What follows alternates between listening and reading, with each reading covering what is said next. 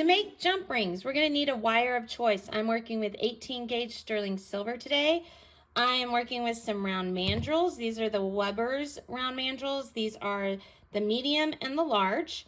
And I'm working with some shears. These are the Lindstrom shears. They give a flush cut on each side of the wire, as I'll show you in a minute.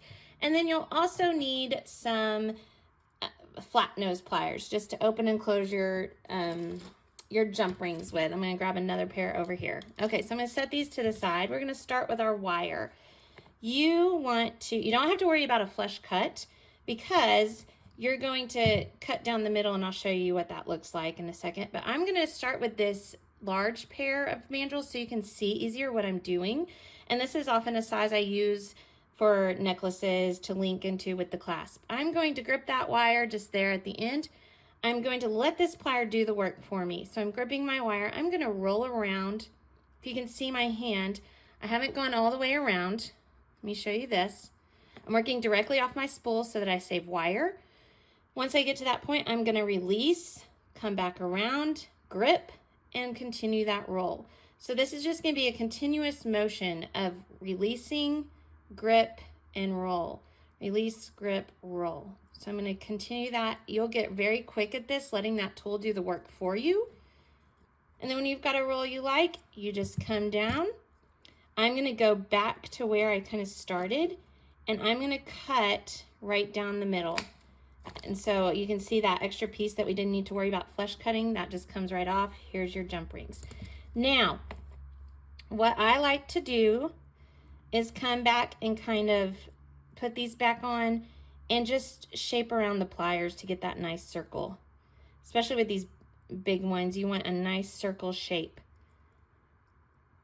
So I'm just pushing around that plier. And while we're doing this, let me show you a little trick for opening and closing jump rings. It's very helpful. You always want to, when you're working with jump rings, make sure that you open and close them by twisting. You'll start to hear that little click? You'll start to hear that, and that's how you know you get a good solid close on them. But look at how that leaves you a nice circle shape.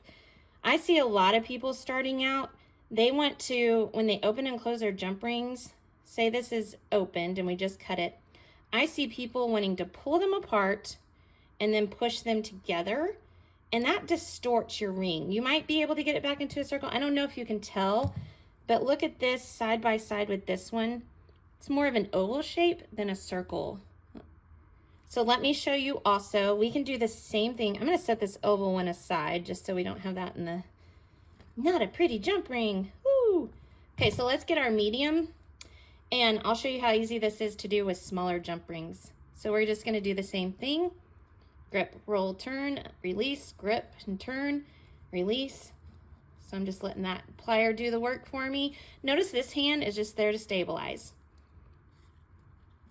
When I get about the number I want, you know what, I'm going to roll that past so I can go ahead and come back to this one here. I'm going to come down and clip. There's my jump rings. And here's that little end piece that came off like we did earlier, so we didn't need that flush cut. And if you want to round them up a little more, like I can see this one was probably on the end of the roll, so it's a little more separated. I'm just going to come in and push. And you get your nice circles. So this is something you can use on, every jeweler needs jump rings. And I love this because when I'm making a piece and I just need a certain size, I can quickly grab what I need. I don't have to order all these jump rings on hand for if I might need them. I can make my own. I'm actually going to go around this smaller one too so you can see this. I can get even smaller jump rings. Grip and turn, grip and turn. And here we go. I'm going to cut down the middle.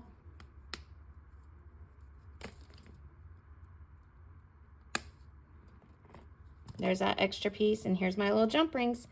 And then I'm just going to come in. Now, I want to show you something else. I'm going to cut over. This is something I like to do. You might see on this one, there's a little edge. Sometimes you get these little pokey edges. I'm going to show you what we do. And I do this with all my jump rings, whether it has pokey edges or not. Once I close that up and I have that little pokey edge, I'm going to take these over to the tumbler. So let me do that. Let's shift over to the tumbler. I'm going to tumble these for 20-30 minutes, and we'll see what they look like when they come out. So here we are at the tumbler. I've got my stainless steel shot in here. You can see the jump rings I've dropped down in there. And then I always add a little of this Shine Bright burnishing compound. It really makes a nice shine, cleans things up, which my silver wasn't really that dirty to begin with.